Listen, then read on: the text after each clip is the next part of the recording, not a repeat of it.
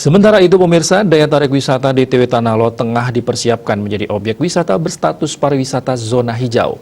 Upaya tersebut dipersiapkan untuk menjadi tujuan kunjungan delegasi ajang bertaraf internasional yang akan diselenggarakan di Nusa Dua Bali pada 2022 mendatang.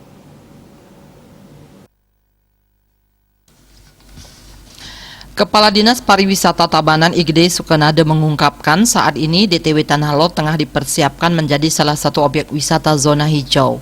Upaya tersebut terkait program 100 hari Kapolri di mana salah satunya menumbuhkan kembali pariwisata yang didukung seluruh elemen, tidak hanya Satgas COVID-19, namun juga masyarakat setempat yang menjadi pengawas untuk mengingatkan kepada wisatawan, diri sendiri maupun saudara untuk tetap menerapkan protokol kesehatan. Terkait itu pihaknya sudah melakukan rapat dengan mengundang perbekal, pendeta adat dan dari DTW Tanah Lot untuk bisa disikapi bersama-sama. Upaya tersebut sekaligus untuk mempersiapkan Tanah Lot sebagai salah satu tujuan delegasi dari 2 event internasional yang rencananya digelar di Nusa Dua Bali pada 2022 mendatang.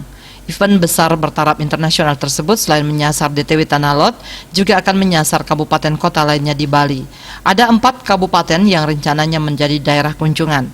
Pertama Denpasar dengan tujuan kunjungan ke Sanur, Kabupaten Tabanan dengan kunjungan ke DTW Tanah Lot, kemudian Badung dengan tujuan ke daerah Canggu dan Brawe, serta Gianyar ke Tirta Empul dan Mangke Forest. Dipilihnya Tanah Lot akan menjadi momentum bagi pariwisata Tabanan untuk kembali bangkit dari dampak pandemi COVID-19. Momen tersebut juga menjadi salah satu upaya pemerintah pusat dan Bali untuk meyakinkan wisatawan sebelum dibukanya kembali penerbangan internasional ke Bali. Manik Bisnis Bali melaporkan.